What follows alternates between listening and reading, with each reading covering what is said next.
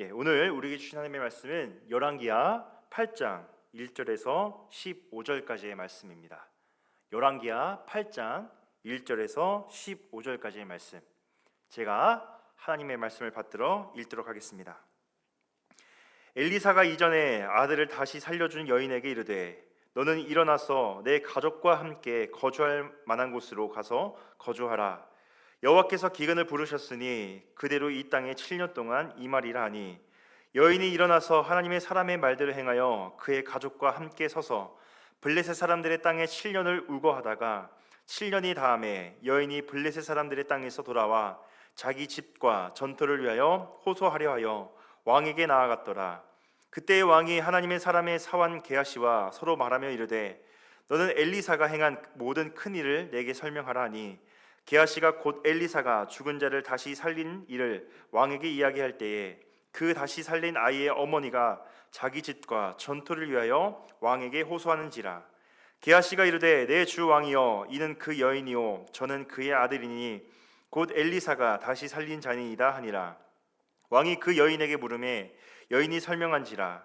왕이 그를 위하여 한 관리를 임명하여 이르되 이 여인에게 속한 모든 것과 이 땅에서 떠날 때부터 이제까지 그의 밭의 소출을 다 돌려주라 하였더라.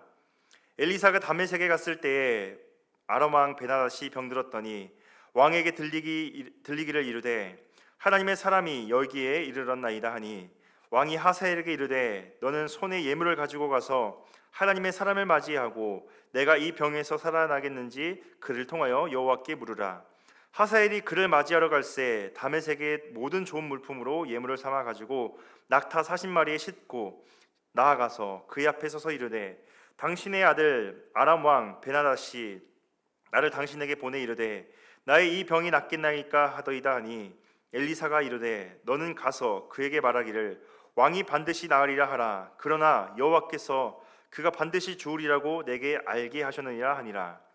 하나님의 사람이 그가 부끄러워하기까지 그의 얼굴을 쏘아보다가 우니 하사엘이 이르되 내 주여 어찌하여 오시나이까 하는지라.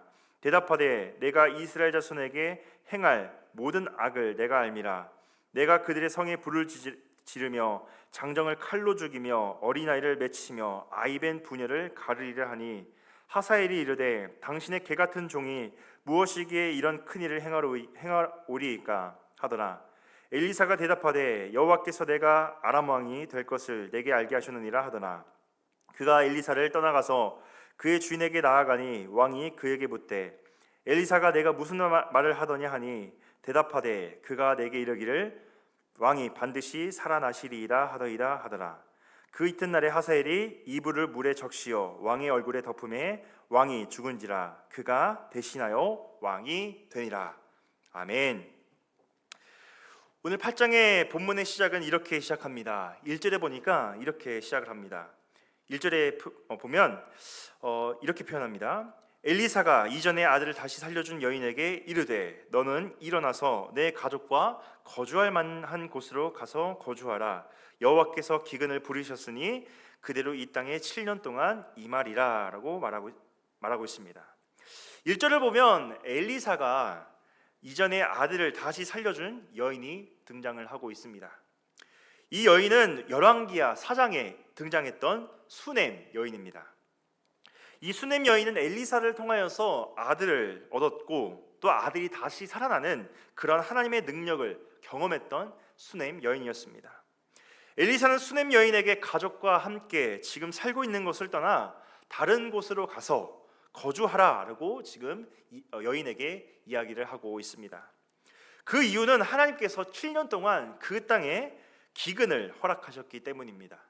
여기서 기근으로 사용된 이 히브리어 단어는 자연재해, 그러니까 우리가 흔히 아는 자연재해가 아니라 하나님의 명령과 관련되어 있는 나타내는 그런 단어로서 앞으로 발생할 그 기근이 자연재해가 아니라 하나님께서는 뜻을 가지고 내리신 기근임을 알 수가 있습니다.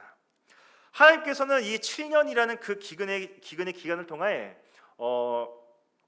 기근을 내리신 이유가 하나님을 떠나서 우상 숭배에 빠졌던 그 이스라엘 백성들의 삶을 벌하기, 그러니까 심판하시기 위한 그런 기근의 형벌이었습니다. 하지만 그 속에서도 하나님을 섬겼던 이 수넴 여인을 하나님께서는 그 하나님의 사람 엘리사를 통하여서 그 피할 길을 알려주고 있습니다.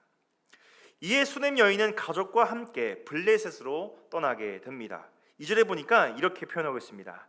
여인이 일어나서 하나님의 사람의 말대로 행하여 그의 가족과 함께 가서 블레셋 사람들의 땅에 7년을 우거하였다라고 나와 있습니다. 수넴 여인은 하나님의 사람 엘리사의 말씀에 순종하여서 고향을 떠나 그 블레셋 사람들의 땅에서 7년을 거주하였습니다. 하나님의 사람의 말대로라는 이 표현은 하나님에게 등을 돌렸던 그 오므리 가문의 왕의 통치하는 그 당시 시대 속에서 수넴 여인은 하나님의 말씀에 순종하는 사람임을 보여주고 있습니다. 아직까지는 닥치지 않았던 그 기근의 이야기를 듣고 그 말씀을 듣고 자신이 지금 머물고 있는 그 집을 떠나서 고향을 떠난다라는 것은 쉽지 않은 선택이었을 것입니다. 그렇다면 수넴 여인은 어떻게 이러한 결단이 가능했겠습니까? 그것은 자신의 처했던 환경보다는 자신의 삶 가운데 지난 날들의 그 여러 가지 경험과 하나님의 능력을 보았던 그 엘리사를 통해서 역사하시는 하나님을 믿고 신뢰했기 때문에 이 수넴 여인은 자신의 그 거주했던 땅을 과감히 떠날 수 있었던 것이었습니다. 우리는 이러한 수넴 여인의 모습을 통하여서 한 가지 기억해야 될 게 있습니다. 그것은 우리의 인생 가운데 중요한 것은 지금 저와 여러분들 가운데 보이는 그런 상황보다 우리가 누리고 있는 그 삶의 형편과 환경보다는 우리가 하나님만을 바라보면서 하나님의 말씀에 순종하는 삶의 태도입니다. 오늘 하루 수넴 여인처럼 우리가 처한 이 시대의 상황과 환경이 어떠하든지 우리 모두가 하나님의 말씀에 순종하는 삶을 살아갈 수 있는 우리 동네 제일교회 성도님들 되시기를 간절히 소망합니다. 그러할 때에 하나님께서 수넴 여인을 그 기근으로부터 보호하시듯 우리의 삶을 지키시고 인도해 주실 것입니다. 이어서 3절에 보면 이렇게 표현하고 있습니다. 7년이 다음에 여인이 블레셋 사람들의 땅에서 돌아와 자기 집과 전토를 위하여 호소하려 하여 왕에게 나아갔다라고 나와 있습니다. 이 엘리사를 통하여서 주어진 그 하나님의 말씀에 순종한 수넴 여인이 이제 블레셋 땅에서 7년 동안 거주를 하게 됩니다. 이 시간들을 통해서 이 수넴 여인은 자신의 인생을 돌보시고 지키시는 하나님을 경험하였습니다. 그렇게 7년이라는 시간이 지나서 이 수넴 여인은 다시 이스라엘 땅으로 돌아왔다라고 이 3절에 표현을 하고 있습니다. 이스라엘로 돌아가는 이 그 발걸음 가운데 수넴 여인과 말씀을 읽는 우리들 가운데는 그 이스라엘로 돌아갔을 때에 예비된 그 하나님의 은혜를 기대하게 만듭니다. 그런데 이 수넴 여인이 자신의 집으로 돌아와서 발견한 것은 자신이 전에 머물고 있었던 자신의 집과 그 땅이 전토가 나라에 의해서 관리가 되고 있었던 것이었습니다. 당시 관리에 의하면 방치된 땅과 그 법적인 그 주인이 나타나기 전까지는 나라에서 관리했다라고 합니다. 아무튼 그렇기 때문에 이 수넴 여인이 7년 동안 그 블레셋 땅에 거주할 때에 그 기간 동안에 그 이스라엘 왕이 그 수넴 여인의 집과 전토를 이제 관리하고 있었던 것으로 보여집니다. 아무튼 이 수넴 여인이 왕에게 나아갈 때 마침 왕이 엘리사의 사원이었던 게하시와 이야기를 하고 있었습니다. 열왕기하 5장에 기록된 엘리사를 속였다가 나병에 걸렸던 그 게하시가 바로 오늘 본문에 등장하는 게하시입니다. 오늘 본문에서는 게하시에 대해서 문둥병에 걸리기 전인지 후인지는 명확하게 밝히고 있지는 않습니다. 근데 열왕기서는 그 역사적인 사건을 기록하였지만 그 내용을 그 시간의 순서에 따라 기록한 것이 아니라 그러니까 사건 그리고 주제 그리고 인물과 관련된 다양한 각도에서 기록하였다라는 것을 우리가 이렇게 기억하면서 본문을 봐야 될 것 같습니다. 아무튼 이렇게 기록된 열왕기서는 단순히 사실적인 역사만을 전달하는 것이 아니라 그 이스라엘의 역사 가운데서 하나님께서 어떻게 이끌어 가시는지 하나님의 손길과 하나님의 섭리를 이 본문을 통하여서 이 말씀을 통해서 보여주고 있다라는 것입니다. 아무튼 이 이스라엘 왕은 게하시에게 엘리사에게 행한 모든 큰 일을 자신에게 이야기를 해달라고 하면서 이 게하시는 엘리사가 행했던 모든 사역들을 이야기를 했을 것입니다.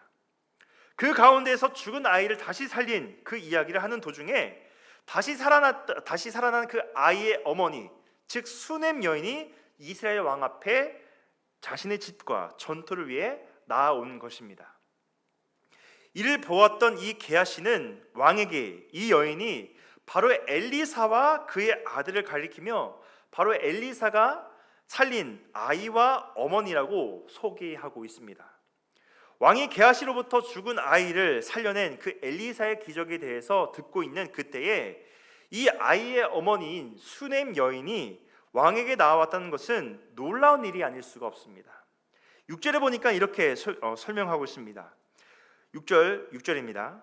왕이 그 여인에게 물으매 여인이 설명한지라 왕이 그를 위하여 한 관리를 임명하여 이르되 이 여인에게 속한 모든 것과 이 땅에서 떠날 때부터 이제까지 그의 밭의 소출을 다 돌려주라 하였더라 라고 나와 있습니다. 이 왕의 물음에 수넴 여인은 자신에게 일어난 일들을 계속해서 이야기하고 있습니다. 수넴 여인의 이야기를 들었던 이 이스라엘 왕은 그녀를 위하여서 관리를 임명하여 여인에게 속한 모든 것과 떠날 때부터 지금까지 그녀의 그 밭의 소출을 다 돌려주라라고 이야기를 하고 있습니다.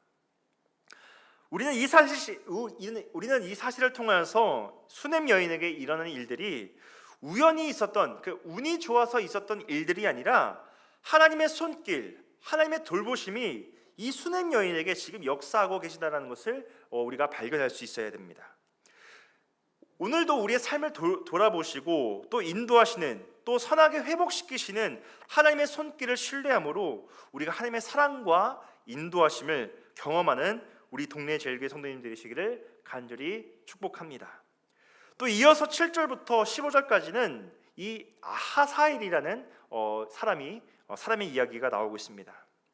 이 7절부터 15절까지 내용을 보면 이 엘리사가 이제 다메섹으로 갔을 때에 마침 아람 왕 베나닷이 병에 들었다라는 그런 구절로 7절에 시작을 합니다.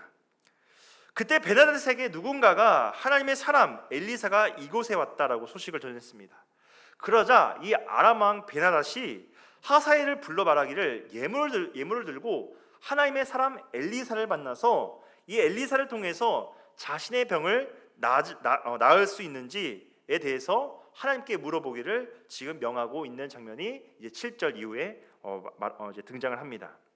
아무튼 이 아람 왕 베나닷은 하나님을 섬기는 나라의 왕이 아니었는데 어떻게 이 아람 왕은 하나님의 사람이었던 이 엘리사를 통하여서 하나님을 찾았던 이유가 무엇이겠습니까?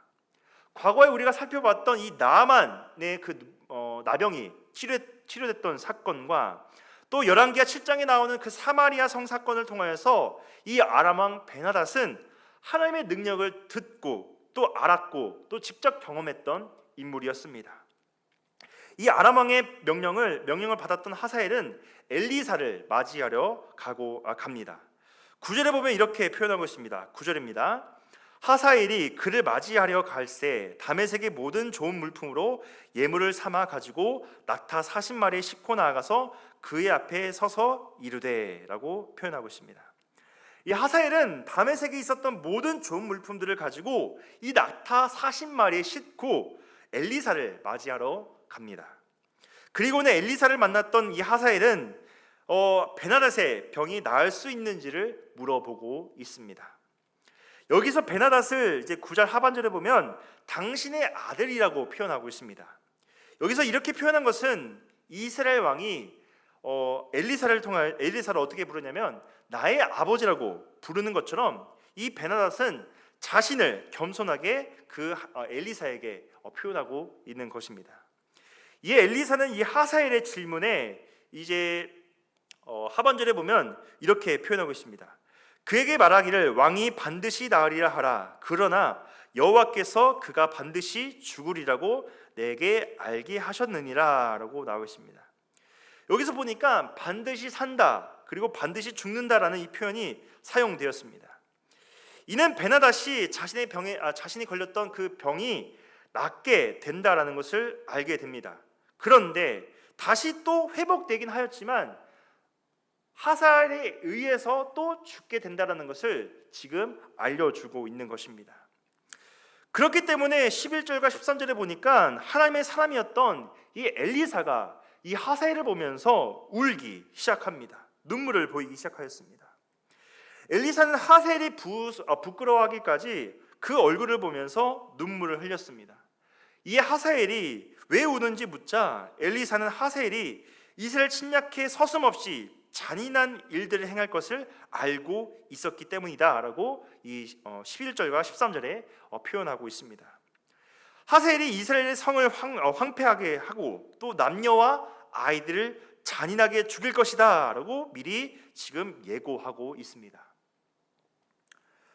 그래서 열왕기상 19장 15절에 이렇게 증거하고 있습니다. 열왕기상 19장 15절에 이렇게 표현하고 있습니다.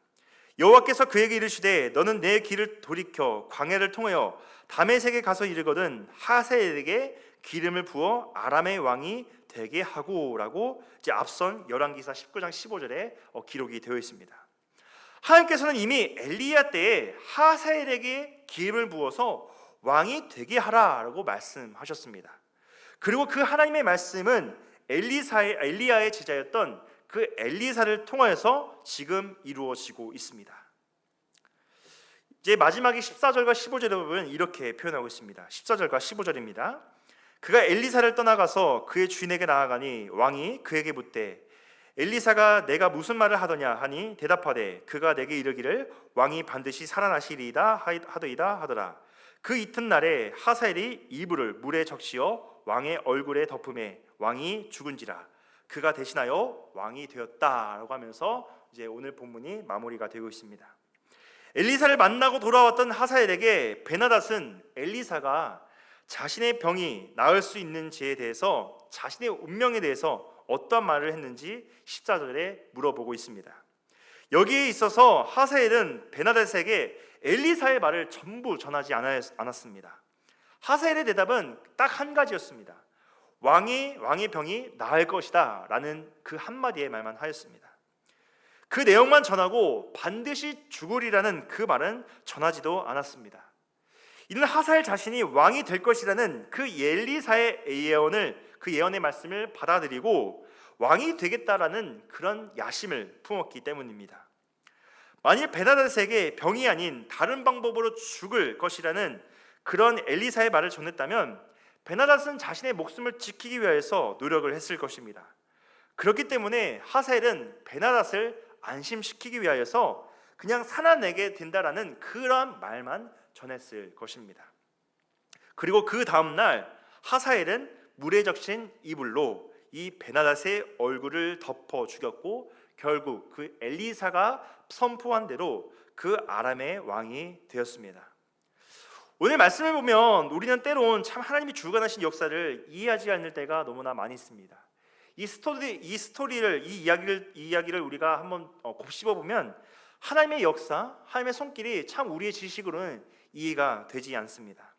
하지만 하나님께서는 하사엘이 왕이 됨으로 일어날 일을 알면서도 왕이 되는 것을 계획하시고 또 이루셨습니다.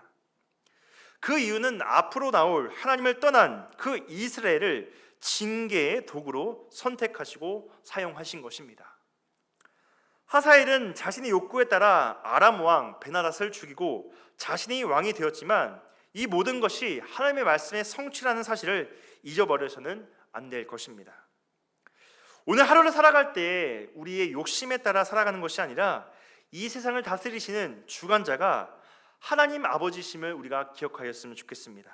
그리고 우리가 하나님을 향한 마음의 문을 여고 하나님의 역사 또 하나님의 그 손길을 우리가 신뢰하며 또 의지하면서 나아가는 우리 동네 제일교 성도님들이 되시기를 간절히 소망합니다.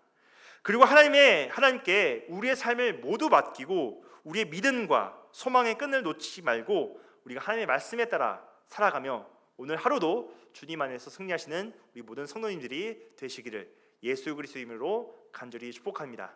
오늘 말씀을 기억하시면서 기도할 때에 우리가 하나님의 말씀을 우리가 놓지 아니하고 하나님의 역사와 하나님의 손길을 우리가 신뢰하며 주님을 향한 믿음과 신뢰를 잃지 않을 수 있도록 또 함께 기도했으면 좋겠습니다. 그리고 우리 병중에 계신 우리 성도님들과 또 여러 가지 관계적인 어려움과 또 고난과 역경을 통하여서 어려움을 당하고 계시는 우리 성도님들을 위해서 또 우리 교회를 위해서 함께 기도하였으면 좋겠습니다. 오늘 말씀을 기억하시면서 함께 기도하시겠습니다.